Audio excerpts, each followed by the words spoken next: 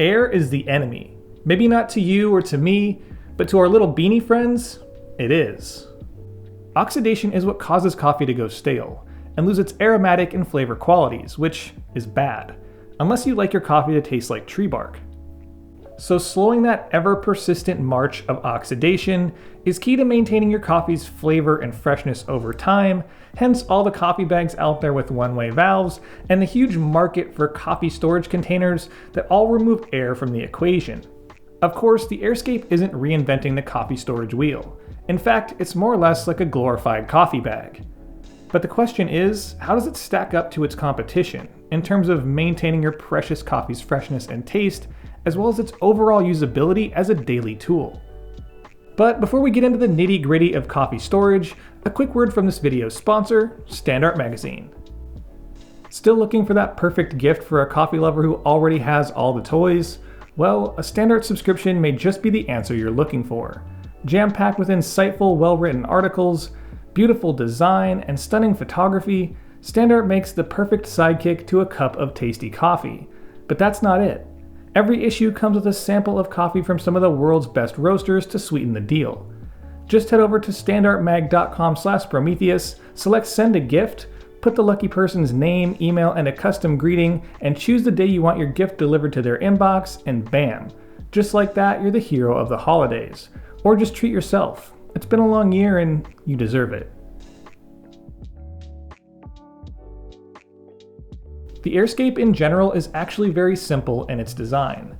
Of course, you have the standard outer container that comes in many different finishes as well as different materials like ceramic and glass, which I have here, and metal that I don't. Like I said earlier, the Airscape actually functions a lot like a standard coffee bag with a valve. The inner lid is the main feature and uses a one-way valve, which allows the air inside to be pressed out but won't allow it back in. The outer lid serves as a bit of an additional seal from the air as well. But overall, it's as easy as pouring your coffee in, pressing the inner lid all the way down, closing the handle, and sealing it off with the outer lid. So now it's time to put the Airscape to the test. And to do this, I set aside coffee from the same roast on November 4th, which was roughly about a month ago. Some went into the Airscape and some the Atmos, and I opened and resealed each container once a day to simulate normal use. First, I'll check out each coffee's CO2 content through its bloom during a pour-over and its crema during espresso, and last but not least, I'll do the good old-fashioned taste test. Each test will be compared to a 7-day-old roast of the same coffee as a control group, on the same brew method and recipe. As you can see, both the fresh roast and the Atmos appear to have the most active blooms, which indicates higher amounts of CO2. This also appeared to be the same result when it came to testing the espresso, with the fresh and the Atmos stored coffee having thicker layers of crema. At this point, it seemed pretty clear that the coffee in the Atmos was the fresher of the two, but once I started tasting the coffees, that's where things began to flip. When tasting all the coffees produced between the fresh bag and the two storage containers, the Airscape and the fresh roast tasted much sweeter and more delicate, while the Atmos coffees landed a bit duller and milder.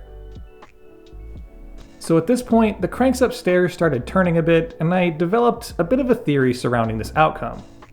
There's little to no doubt in my mind that the Atmos does keep the coffee fresher, i.e. retaining more CO2. But unlike many things in the culinary world, with coffee, freshness can be a double-edged sword. Fresh coffee has a lot of built-up CO2 as a byproduct of roasting. And over time it releases it, and this is key to building all those flavors and aromatics in coffee that we love.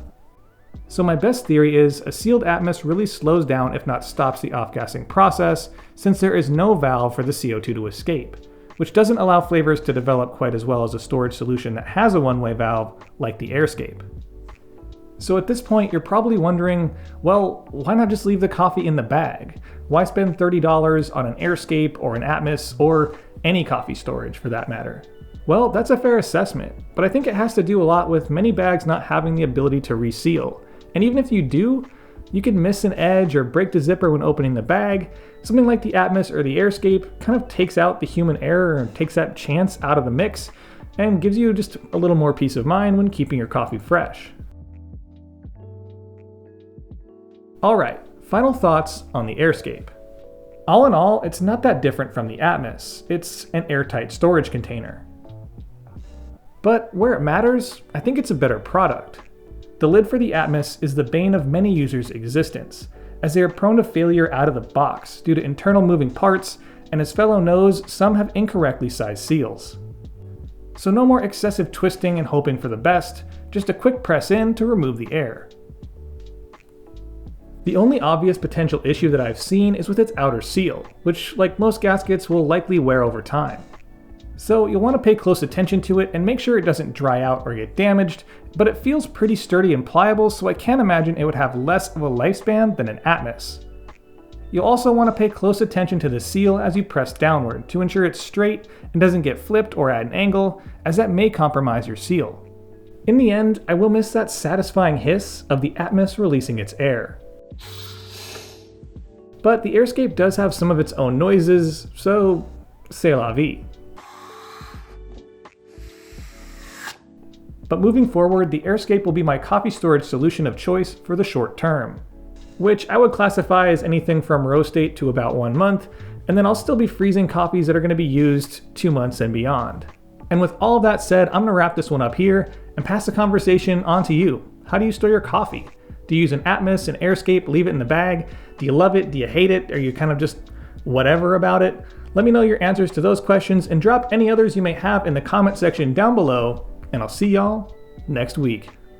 Thanks for watching, and if you enjoyed the video, support the channel by dropping a like, a comment, and subscribing. Hit that little bell button for notifications of new videos posted every Friday. Follow my Instagram at Sprometheus for content throughout the week, my blog at Sprometheus.com, my coffee at littlegiant.coffee, and as always, stay caffeinated. Pony Boy.